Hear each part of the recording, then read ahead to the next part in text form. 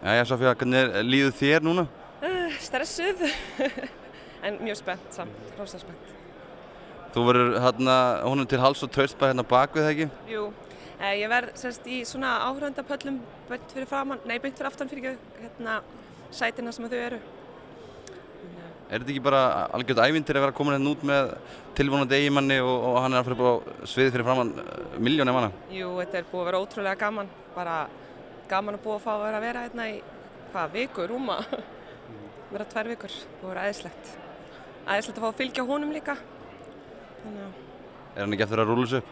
Jú, pottþétt, ég er búin að vera að horfa á æfingarnar hjá honum og ég er bara ótrúlega stolt, bara búin að standa sig eins og hetja. En ef við förum aðeins út í hinlaugin, hvað er svona uppáhaldið að þér?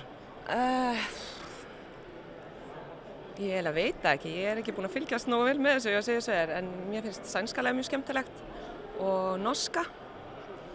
Já, ég held að það sé svona eiginlega eina sem ég er búin að vera með á heilanum síðustu daga, fyrir utan okkar. Og hvað á svo að gera eftir kvöldið?